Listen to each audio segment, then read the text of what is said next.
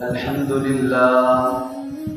لله وكفى والصلاة والسلام على من لا نبي بعده ولا رسول بعده. أما بعد فأعوذ بالله من الشيطان الرجيم. بسم الله الرحمن الرحيم. وأرادوا به كيدا فجعلناهم الأخسرين ونجيناه ولوطا إلى الأرض التي باركنا فيها للعالمين ووهبنا له إسحاق ويعقوب نافلة وكلا جعلنا صالحين وجعلناهم أئمة يهدون بأمرنا وأوحينا إليهم فعل الخيرات وإقام الصلاة وإيتاء الزكاة وكانوا لنا عابدين. صدق الله العظيم. میرے معزز سامعین و ناظرین کرام، آج 3 اگست 2023 کے اس درس قرآن میں نے آپ کے سامنے سورۃ الانبیاء کی آیت نمبر 70 سے آیت نمبر 73 تک آیات تلاوت کرنے کی سعادت حاصل کی ہے۔ اس سے پہلے درس قرآن میں حضرت ابراہیم علیہ السلام کا وہ واقعہ بیان کیا گیا تھا جب ان کو نمرود نے ایک بہت بڑی دہتی ہوئی آسمان سے باتیں کرنے والی آگ میں ڈالا۔ تو اس کے بعد اللہ رب العزت ان آیات میں اس بات کا ذکر فرماتے ہیں کہ ان نمرودیوں نے حضرت ابراہیم علیہ السلام کے خلاف ایک چال چلی یہ چلی کہ ان کو ختم کرنے کے لیے آگ چلائی، آگ میں ڈالا، اور اتنی بڑی آگ کہ آسمان سے اس کے شعلے باتیں کر رہے تھے۔ اس سے اڑنے والا پرندہ بھی جل کر اس پہ گر جاتا تھا، کوئی اس کے نزدیک نہیں جا سکتا تھا۔ دور سے منجنیق کے ذریعے حضرت ابراہیم علیہ السلام کو اس میں پھینکا گیا، لیکن اللہ رب العزت نے ان کی ساری چال کو ناکام کر دیا، نیست و نابود کر دیا، خاک میں ملا دیا۔ وَأَرَادُوا بِهِ كَيْدًا فَجَعَلْنَاهُمُ الْأَخْسَرِينَ۔ انہوں نے ابراہیم کے خلاف ایک چال چلنے کا ارادہ کیا، ہم نے ان کو ناکام کر دیا۔ اس کے بعد یہ ہوا کہ جب حضرت ابراہیم علیہ السلام اس آگ سے باہر نکل آئے تو نمرود اور اس کے ماننے والوں پر حضرت ابراہیم علیہ السلام کا روب طاری ہو گیا۔ ان کا ایک عجیب بندہ ہے یہ کہ اس کو آگ میں بھی ڈالا ہے اور آگ نے بھی اس کے بال تک کو نہیں چلایا۔ رسیوں میں باندھا ہوا تھا، وہ رسیاں تو جل گئیں لیکن ابراہیم کا بال تک نہیں چلا۔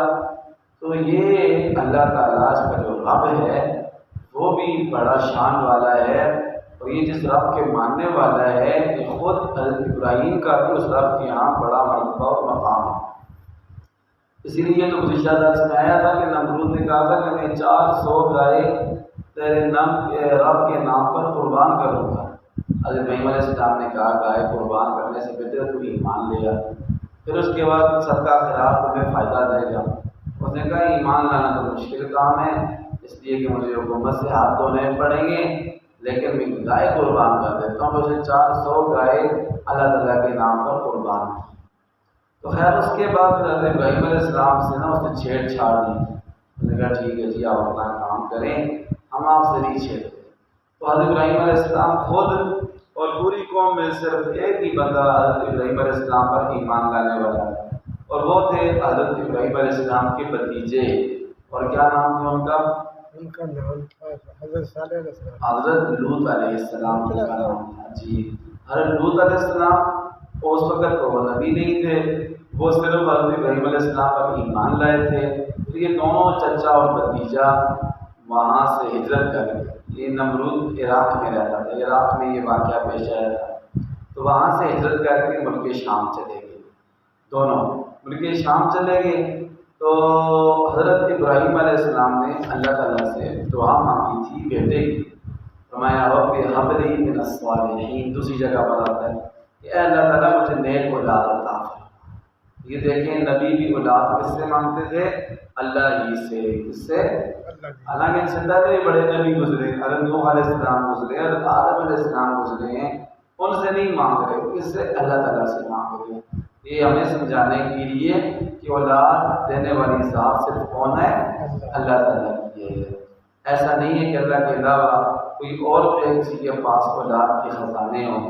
اولاد کے خزانے اللہ کے پاس ہیں، جسے چاہیں بیٹے دیتے ہیں، جسے چاہیں بیٹیاں دیتے ہیں، جسے چاہیں دونوں دیتے ہیں، جسے چاہیں کچھ بھی نہیں دیتے ہیں۔ یہب لمن یشاء اناثا ویہب لمن یشاء الذکور او یزوجہم ذکرانا و اناثا۔ بعض جاہل قسم کے لوگ ایسے کرتے ہیں، کہتے ہیں جی گھوڑے کے نیچے سے گزرو تو اللہ تعالیٰ جو ہے نا پھر اولاد دیتے ہیں۔ یہی کہتے ہیں گھوڑے کے نیچے سے گزرو تو قد بڑا ہوتا ہے۔ بعض کہتے ہیں کہ جی نظر مانگو، ٹھیک ہے، اور جو جھولا رکھا ہوتا ہے شہزادہ علی اکبر کا اس کو ہلاؤ تو اللہ تعالیٰ اولاد دیتے ہیں۔ تو یہ ساری باتیں نظر نیاز ساری اللہ تعالیٰ کے نام کی جائز ہے، اللہ کے علاوہ کسی کے نام کی نظر و نیاز جائز نہیں، اس لیے کہ عبادت ہے۔ اور قد بڑا ہونا چھوٹا ہونا یہ اللہ تعالیٰ کے حکم سے ہوتا ہے، یہ نہیں ہے گھوڑے کے نیچے سے گزرو تو قد انسان کا جو ہے وہ بڑا ہو جائے گا۔ ایسی جاہلانہ باتیں ہیں اور ان کی کوئی حقیقت نہیں ہے، کوئی سر و پا نہیں ہے ان کا۔ تو خیر حضرت ابراہیم علیہ السلام نے اللہ تعالیٰ سے دعا مانگی تو اللہ تعالیٰ نے اس دعا کو قبول فرمایا، اور اللہ تعالیٰ فرماتے ہیں کہ ہم نے اپنے پیارے ابراہیم کو وَوَهَبْنَا لَهُ إِسْحَاقَ، جب انہوں نے اللہ تعالیٰ سے دعا مانگی تو ہم نے ان کو بطور ہبہ کے گفٹ کے اپنی جناب سے ہم نے ان کو بیٹا اسحاق عطا فرمایا، بیٹا بھی دیا اور اس کا نام بھی قرآن پاک میں ذکر کیا، وَيَعْقُوبَ نَافِلًا، اور اللہ فرماتے ہیں بیٹا تو دیا ہی دیا، حضرت ابراہیم نے 3 ماہ راستے میں قربانیاں دی، اپنا گھر چھوڑ دیا، اپنی جوانی قربان کر دی، آگ میں کود پڑے، سارے اتنی عظیم و شان قربانیاں دی ہمارے دین کی خاطر۔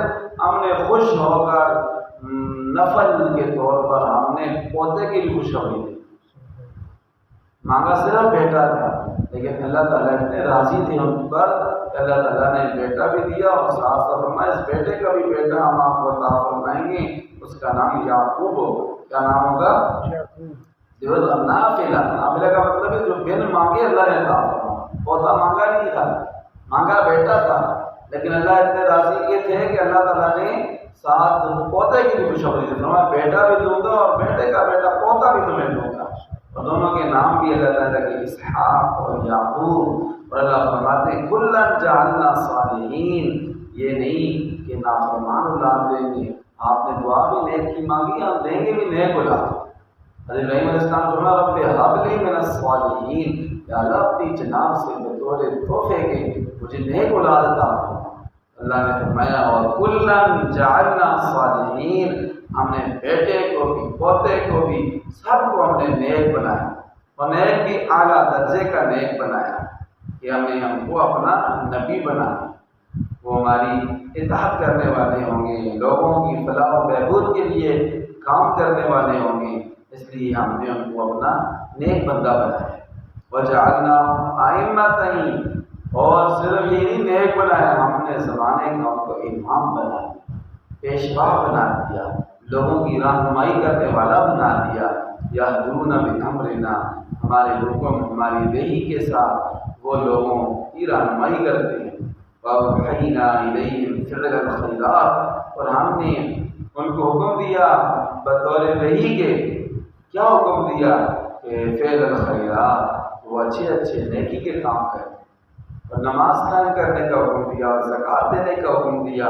وَكَانُوا لَنَا عَابِدِينَ، اللہ تعالیٰ فرماتے ہیں یہ ہمارے عبادت گزار بندے تھے۔ ایسی اللہ تعالیٰ نے دعا قبول فرمائی۔ تو ہمیں بھی جب بھی کوئی چیز چاہیے ہو غیبی مدد کے لیے پکارے تو صرف یا اللہ مدد کے لیے، غیبی مدد کے لیے اللہ تعالیٰ کے سوا کسی کو پکارنا جائز نہیں ہے۔ اللہ فرماتے ہیں نحن اقرب الیہ من حبل الورید، میں تمہاری شہرت سے بھی زیادہ قریب ہوں، وَإِذَا سَأَلَكَ عِبَادِي عَنِّي فَإِنِّي قَرِيبٌ، ہے پیارے پیغمبر جب میرے بندے میرے بارے میں پوچھیں انہیں کہہ دیجیے میں قریب ہوں، مجیب دعوت الداع، میں پکارنے والے کی پکار کا جواب دیتا ہوں۔ دوسری جگہ اللہ فرماتے ہیں ادعونی استجب لکم، غیبی مدد کے لیے مجھے پکارو میں تمہاری دعاؤں کو قبول کروں گا۔ اللہ کے علاوہ کسی اور کو پکارنا، یا علی مدد کہنا، یا رسول اللہ مدد کہنا، یہ درست نہیں، یہ شرک ہے۔ غیبی مدد کے لیے صرف اللہ تعالیٰ کو پکارنا چاہیے، یا اللہ مدد کہنا چاہیے۔ تو اس لیے اللہ تعالیٰ فرماتے ہیں کہ ہم نے ان کو اپنے نیک اور عبادت گزار بندے بنائے۔ اللہ تعالیٰ ہمیں بھی اپنا نیک اور صالح اور عبادت گزار بندہ بنائے، اور اپنی نافرمانیوں سے اللہ تعالیٰ ہم سب کو بچائے۔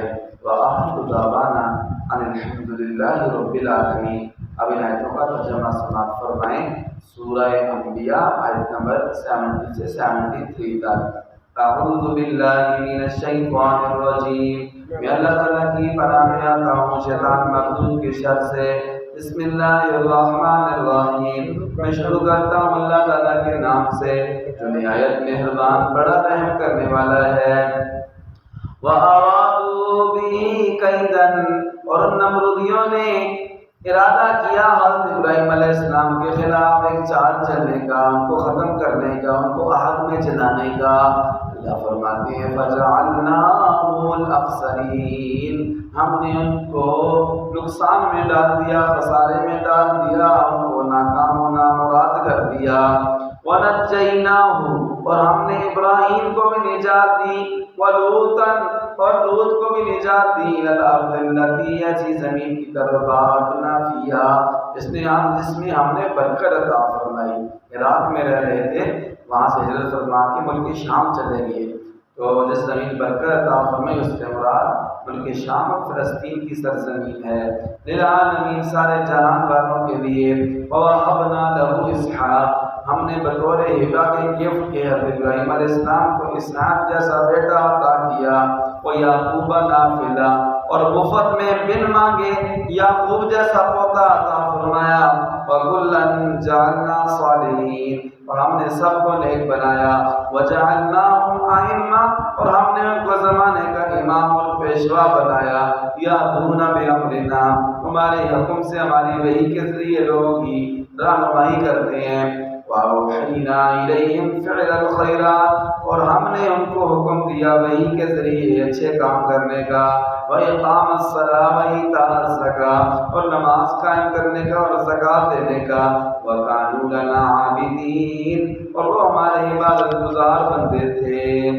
ربنا تقبل منا إنك أنت السميع العليم وتب علينا يا مولانا إنك أنت التواب الرحيم۔ یا اللہ کریم ہماری حاضری قبول فرما، نماز فجر قبول فرما، درس قرآن قبول فرما، عمل کی توفیق عطا فرما۔ جو ایمان والے فوت ہو چکے ہیں خاص کر ہمارے والدین میں سے ان کی بخشش فرما، اس تلاوت کا ثواب ان کی روح کو پہنچا۔ جو بیمار ہیں گھروں میں، اسپتالوں میں، خاص طور پر دین محمد صاحب کا بیٹا حافظ ارشاد زخمی ہے، یا اللہ رب العزت اس کو بھی تلاوت کلام پاک کی برکت سے شفا عطا فرما۔ یا اللہ سب کے حال پر رحم فرما، پوری دنیا میں اسلام کا بول بالا فرما، مسلمانوں کو اسلام کو عزت اور سرخروئی نصیب فرما، پوری دنیا پر خلافت کا نظام قائم فرما۔ یا اللہ خفیہ نظاموں سے ہمیں نجات نصیب فرما، دنیا پر یا اللہ امن و امان پیدا فرما، بد امنی سے، بد چینی سے یا اللہ حفاظت فرما۔ وصلی اللہ